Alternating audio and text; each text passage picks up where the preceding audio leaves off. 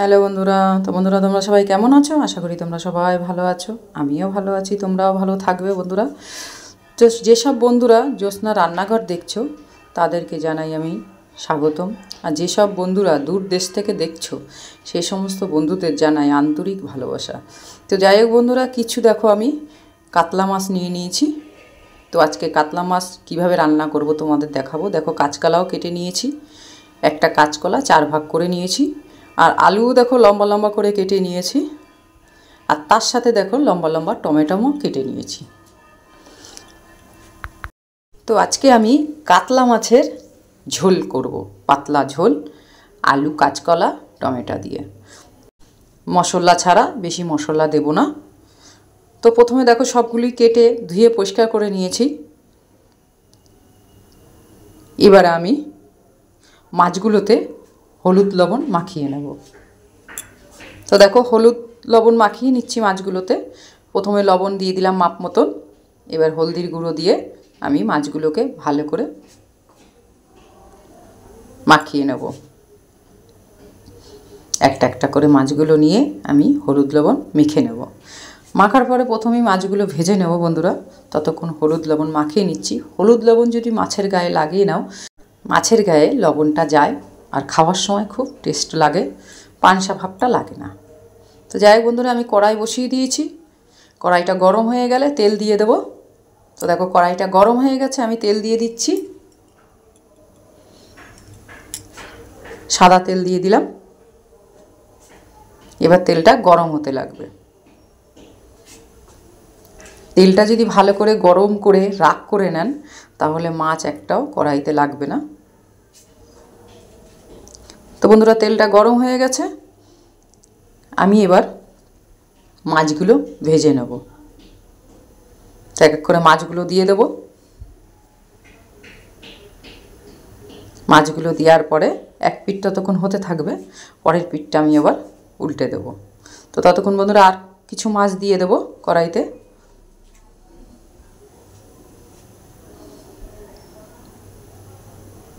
তো বন্ধুরা দিয়ে দিলাম। এবারে এক পিঠ হয়ে গেছে যেহেতু, পরের পিঠটা আমি উল্টে দেব। তো দেখো এক পিঠ হয়ে গেছে। আর জ্যান্ত মাছ যেহেতু কাতলা মাছ জ্যান্ত মাছ, এই জন্য বেশি ভাজবো না। বেশি ভাজলে সিটা ভাবটা হয়ে যায় যে কোনো জ্যান্ত মাছ, এর জন্য অল্প ভাজবো। ততক্ষণ বন্ধুরা আমি সব উল্টে নিচ্ছি মাছগুলো। তো মাছগুলো এক পিঠ হয়ে গেছে, এবার আর এক পিঠটা উল্টে দেব। বেশি লাল করব না। আর জ্যান্ত মাছ সবসময়ের জন্য অল্প ভেজে যদি রান্না করেন খুব স্বাদ হয় আর খেতেও খুব টেস্টি লাগে। তো দেখো দু পিঠই হয়ে গেছে। এবার আমি মাছগুলো নামিয়ে নেব। আর আমি মাছগুলো ভাজবো না, যে মাছগুলো থাকবে ভেজে নেব। এবার দেখো যে তেলটা আছে, এই তেলটার মধ্যে আমি সম্বার দিয়ে দেবো। সম্বারে আছে যাইকে কালি জিরে আর শুকনো লঙ্কা। সম্বারটা একটু ভালো করে ভেজে নিতে হবে। একটু নেড়ে দিচ্ছি। নেড়ে দেওয়ার পরে যে কাঁচকলা আর আলু কেটে রেখেছি সেগুলো এই তেলের মধ্যে ভেজে নেব। প্রথমে টমেটোটা দিয়ে দেবো, টমেটো আর কাঁচা লঙ্কা। টমেটোটা কাঁচা লঙ্কাটা দিয়ে দিলাম। এগুলো একটু নেড়ে সামান্য একটু ভেজে তারপরে আমি মাপ মতন লবণ হলুদ দিয়ে দেবো। ততক্ষণ টমেটোটা তেলের মধ্যে ভাজা হতে থাকুক। এবার দেখো মাপ মতন লবণ দিয়ে দিচ্ছি, 1 চামচ।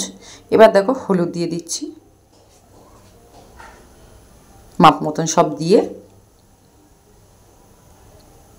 নেড়ে নেব।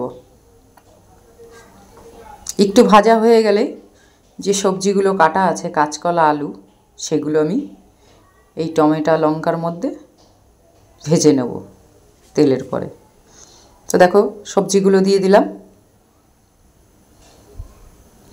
বন্ধুরা কাঁচকলা দিয়ে আর আলু দিয়ে আর টমেটো কেটে যদি আপনারা পাতলা ঝোল বানান, কাতলা মাছ বা রুই মাছ খেতে খুব টেস্টি। ওই ঝোল দিয়ে আপনারা পুরো ভাতটা খেয়ে নিতে পারবেন।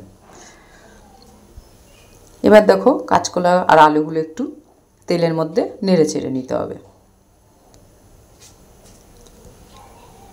ততক্ষণ একটু হতে থাকুক বন্ধুরা। আবার একটু নেড়ে দিলাম।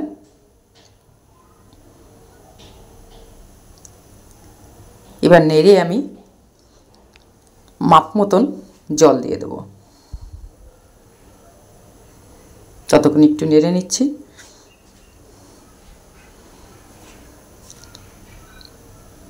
এবার আমি দেখো মাপ মতন জল দিয়ে দেবো। যেহেতু আমি মাছের পাতলা ঝোল করব সেহেতু একটু জলটা বেশি দিয়ে দিতে হবে। তো দেখো আমি বেশি করে জল দিয়ে দিয়েছি। এবার একটু নেড়ে নিতে হবে। এবার যেন তাড়াতাড়ি সিদ্ধ হয়ে যায় তার জন্য আমি থালা দিয়ে ঢেকে দেব। যে কোনো জিনিস থালা দিয়ে ঢেকে দিলে তাড়াতাড়ি সিদ্ধ হয়ে যায়, খাওয়ার সময় খেতেও খুব সুন্দর লাগে। দেখো যেহেতু জল দিয়ে দিয়েছি অনেকটা, মাছের ঝোল করব পাতলা, সেহেতু আর একটু লবণ দিয়ে দিলাম। এবার আমি দেখো ঢেকে দিলাম। ঢাকনিটা আবার 2-3 মিনিট পরে আমি ঢাকনিটা নামিয়ে নেব। তো বন্ধুরা আমি এখন ঢাকনিটা নামিয়ে নিচ্ছি। ততক্ষণে দেখো মাছের ঝোল ফুটে গেছে। এই দেখো মাছের ঝোল ফুটে গেছে। এবার আমি একটু নেড়ে নেব। তো বন্ধুরা তোমরা বাড়িতে এইভাবে মাছের ঝোল বানাও পাতলা, খেতে খুবই সুন্দর লাগে আর মশলা ছাড়া টেস্ট লাগে খুব খেতে। এবার দেখো কাঁচকলাটাও সিদ্ধ হয়ে গেছে, আর বেশিক্ষণ রাখবো না। এবার আমি এক এক করে মাছগুলো ঝোলের মধ্যে ছেড়ে দেবো। সব মাছগুলো দিয়ে দেবো। দেওয়ার পরে আর বেশিক্ষণ রাখবো না, যেহেতু কাঁচকলা সিদ্ধ হয়ে গেছে, আলু সিদ্ধ হয়ে গেছে। এবার মাছগুলো দিয়ে একটু নেড়ে আর বেশিক্ষণ রাখবো না, নামিয়ে নেব।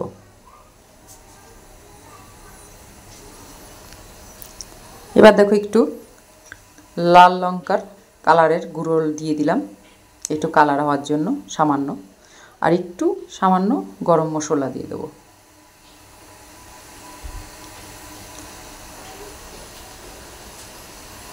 মশলার মধ্যে এই দুটোই দিলাম অল্প অল্প করে, আর কোনো মশলা দেব না। এবার বন্ধুরা আর বেশিক্ষণ রাখবো না, বেশিক্ষণ রাখলে ঝোলটা একটু টেনে যাবে। কেন পাতলা ঝোল খেতে গেলে মাছের ঝোলটা একটু পাতলাই রাখতে হবে, ঝোলটা বেশি টানানো যাবে না। তো বন্ধুরা তোমরা বাড়িতে বানিয়ে খাও। তোমরা একবার খেলে আশা করি তোমাদের বারবার তোমরা বানিয়ে খেতে চাইবে। পাতলা ঝোল দিয়ে সত্যিই খুব সুন্দর ভাত খেতে লাগে, আর অনেকটাই ভাত খাওয়া যায়। তো দেখো একদমই পাতলা ঝোল। এই দেখো, এই দেখো। এবার একটু কাঁচা লঙ্কাগুলো একটু হাতার পিঠ দিয়ে ডলে নিতে হবে। সব কাঁচা লঙ্কাগুলো আমি একটু ডলে দিচ্ছি, একটু যেন ঝাল হয়। তো বন্ধুরা দেখো গ্যাসটা স্লো করে দিয়েছি। এবার আমি নামিয়ে নেব। তো বন্ধুরা দেখো নামিয়ে নিয়েছি। তো বন্ধুরা কাতলা মাছের পাতলা ঝোল কেমন লাগলো কমেন্টের দ্বারা জানাবে। আমি রিপ্লাই দেবো। আর শেয়ার লাইক করতে ভুলবে না, আর সব বন্ধুদের কাছে একটু শেয়ার করে দেবে দেখার জন্য। তো বন্ধুরা আজকে আমি এখানে রাখবো, কালকে আবার তোমাদের সামনে আসবো। তোমরা ভালো থাকবে, সুস্থ থাকবে। রাখছি।